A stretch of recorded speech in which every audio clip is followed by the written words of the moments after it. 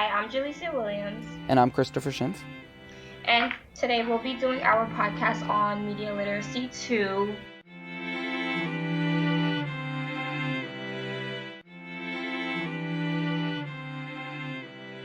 Buckingham makes it clear that he is not interested in how we can use media as a tool, but more so how we can teach kids about this newfound media. He discusses Media 2.0, basically saying how contemporary teenagers now growing up in Web 2.0 with social networking, photo and video sharing, blogging and podcasting, remixes and mashups, etc.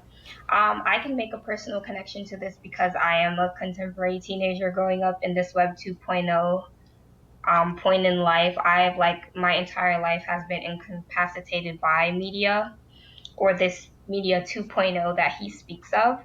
Um, with a personal contrast in life, it still hasn't made any major changes in other places like the UK, but in the US, it is shown to make a great change. We seem to not be able to put down our phones in this society, and we spend more time online than anywhere else. Now, I'm curious. I'm going to ask you these questions kind of because you are in that position and I'm much older.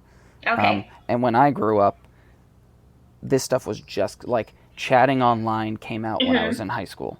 So, That's funny. do you think that, because something that I got from this article was, all right, we have ways that we taught about it, and we know that the actual media is changing. Yeah. But do we change the way that we're teaching to try to keep up with it, or are the ways we taught before, because in the UK they said they already had media studies, so they're Yeah. saying, do we require a change in the way that we're doing it in order for them to be able to facilitate themselves with that media? So do you, I mean, we don't have that specific stuff here, depending on your school, right? Yeah. Did you feel that you were ready to say, know what to do, because the applications are changing yearly, monthly, really quick, like who's using what? Yeah. Do you feel like what you learned in, say, your English classes gave you what you needed in order to communicate no matter what application you went into? I would say that, with certain classes, they gave me the tools prepared to go into any class, but a lot of I feel also that, I grew up in this society where media was, so heavily being implemented in our teachings. However, I did feel like our teachers had to break out of their shells, more than likely, break out of what they were used to become adjusted to how the way that we learned. And an important thing that he did say in this reading is that he said that it is important to be able to work at the student's pace in experiences with media, but to be cautious because not all of our experiences will be the same. And I think that's really important because, I mean, I'm 19 years old. A lot of my growing up is around very strongly involved with digital media, but there can be somebody who comes from a state where media is not so heavily distributed, I don't know, Arkansas or Nebraska, places like that, because New York is just so heavily influenced by Mm-hmm. digital media these days. So it could be a kid that's 19 years old as well, growing up in such a fast-paced media environment, but they can come from a state where media is not so digital media is not so as strong as where I am. So just as much as it's important to keep the pace with students, it also is very important to be cautious because not every 19-year-old is like me, has been so incapacitated in media as much as I have been. Yeah, I agree. I do also find it interesting because he talks about how you have to be careful, not only it being irrelevant to certain students because they're not in that setting or giving them the opportunity to close that gap, but also different things can become irrelevant in general. Like if I was a teacher and I started building lesson plans around how to, I don't know, navigate through Facebook, but do you even use Facebook? No, I don't. That's so funny. I feel like a lot of us cut, like not a lot, everyone, but a lot of us cut it out because we started to actually take Facebook as being something for older people. We started to believe that Facebook was um I feel like it attracted us at first because it was for older people, because my generation grows so fast. Like, we always try to be older than what we are, but we started to realize, like, maybe this is not a place for us. Maybe this is a place for older people to, reconnect with people who they've had fallen out with, and Mm-hmm. not so much as a site for young kids to be able to post every second of the day, and just so that people can be updated with what we're doing. Like, we're heavily on Instagram now, where you can post on your story something that you're doing every second of the day. You can post pictures, you can get likes, you have followers, as well as Snapchat, where your videos are only put up for 24 hours. So it's like it's there and then it's not there. So I feel like we gravitate more towards sites now that we feel are more made for us, instead of made for older people, or where older people are starting to gravitate to. I feel like we gravitate away. Yeah, it's interesting. It's going to be, I think that's one of those key things that everyone kind of has to decide as a teacher then, is saying, and that, like, the point of this whole reading is, so then you kind of have to find that level ground where what you're introducing could potentially work for anything that they go into. Yep. So, yes, the basics of what's always been done, but then kind of making sure that in any lessons that you do, or the things that you're discussing, could then be used towards any medium that the students want to gear themselves towards as they grow up. Yeah, that's it's really important. He kind of points towards that when he talks about common culture. He says he defined it as a shared experience of media between the student and the teacher. So not so much that the teacher has to so much go out of their comfort zone just to please the student, to make sure that the student is learning and taking the information in, but the ability for the student, both student and teacher, to have a common ground of understanding. So no one's like lost, or no one has to break too much out of their shell to come with like a basic understanding of what is being taught, like what information is being relayed. Yeah. He also goes into, I saw a chart in his reading. It was the comparison between Media 1.0 and 2.0. Mm-hmm. I saw it was framed off of research and information by Marin and Gauntlet, and they were talking about major differences in between Media 1.0 and 2.0. And I found it very interesting that in Media 1.0, it was privy to like expert readers, and people had to be taught how to be critical. Meanwhile, in this day and age, Media 2.0, people are already very critical, and it's ordinary people who are privy to this information. So I found that very interesting, that back then digital media was more so for people who was more so to be explored by people who were, let's say, experts. And in this day and age, where like everyone is so critical and everybody has such strong opinions enough to comment on. So do you think that the Media 1.0 skill set that was attempted to be implemented worked? Or you think it just happened on its own? I feel like in Media 2.0, it happened more so on its own. And I feel like in Media 1.0, it was learned. The reason why I feel like Media 2.0 was kind of developed on its own is because I feel like, because it says that it's not directed towards experts, and it says that it comes like it's a bunch of ordinary people, and everybody just has such like critical thoughts and analyzations about it. It was more so developed on its own, and that can fall into media manipulation and disinformation, because if you go and you develop these critical ideas by doing your own home research, you start to believe these things that you see on the internet, because of course you're researching, you're browsing through the internet, you're seeing other people's opinions, and that's helping you frame your personal opinion. So I feel like that can begin to fall into the act of being manipulated by media and falling into what they like to call fake news and conspiracies. So let's transition into that second reading then.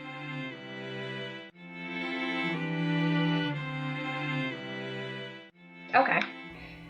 express like how important the relation was to Buckingham's reading. Mm-hmm. Um, because he more so wanted us to focus on how we can teach students media. It's like what happens when media manipulation and disinformation gets in the way. Like how will students be able to know that everything they are digitally viewing on the internet is correct? Right. And how hard does that make teaching now? If I go home and I do my personal research, and then I come to class and I explain my views, and then you're telling me like that's wrong. Like how do teachers now start to handle this? Like when kids are going home and finding their own research, and it starts to frame personal ideas in their head now. Right, I agree. And what makes it interesting is that if we base it off of this article, it seemed as if it was kind of geared one side politically, Yeah. which then, like, trying to talk to a student about it, especially if, say, their parent completely agrees with what they found, Yep. then it's almost as if trying to tell them where it's wrong also challenges their family. Yep. Their family views, and that can create a problem because just to drift away a tiny bit, like it's like a kid being raised in their household and they're taught something by their parents, like after you eat you have to brush your teeth and you have to wash your hands, and like they go over to, like, let's say a friend's house and their friend does not do that, like their family does not share those same views. It's almost kind of like you're like being put in a almost like different environment. You're like the black sheep in the environment, and it's hard to break a person, or I would just say a student, if we're using that example, a student out of something that they have been trained or something that they have been learned all their life.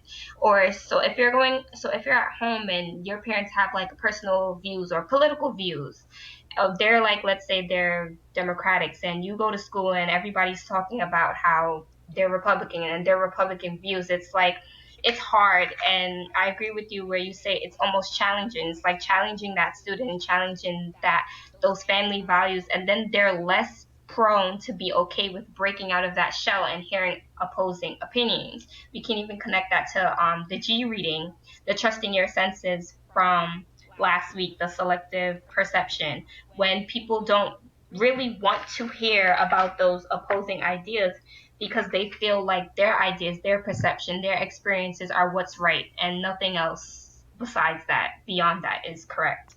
Yeah, I agree. And I I think it'll be one. So two things. One, I think that it will be a challenge between, say, English and also social studies departments because Yep. they'll kind of have to work together on this. Yeah. But I wonder if our best option is just to show where that manipulation happens and how that manipulation can happen so Yeah. the student can kind of see it on their own instead of telling Yeah. them a specific instance is incorrect. You can Yeah. say, well, these are the methods that are used, and maybe even find those methods from other sources, not specifically, say, like the alt right that they're talking about in the article, Yeah. but position it maybe from, say, like a foreign government or groups in foreign countries so they can then maybe potentially make those connections as Yeah. these are methods that are used by multiple sources. Be careful of them. Be cautious. Yep, definitely. And back to what you're saying about how rather showing the kids how easy it is to be manipulated, we can also connect that to our optional reading about can you tell a fake video from a real one? Because they actually show you artificial intelligence and how easy it is to manipulate us, like digitally. Like while viewing that article, it was really surprising to me, and I was really intrigued by the fact that I almost got a lot of them wrong. Like a lot of them, when you had to guess the real from the fake, because the fake videos seem to almost look as real or even more authentic than the fake videos look almost more authentic than the The, real videos. yeah, Yeah. and it's interesting because that software Yeah. has actually gotten better.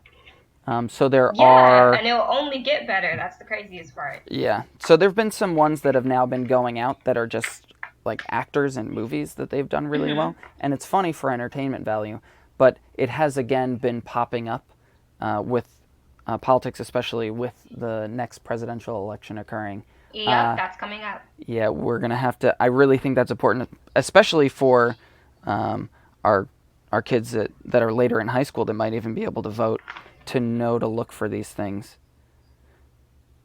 Yep. I was actually, I believe I was a junior in high school when that year that Trump ran and got elected for president.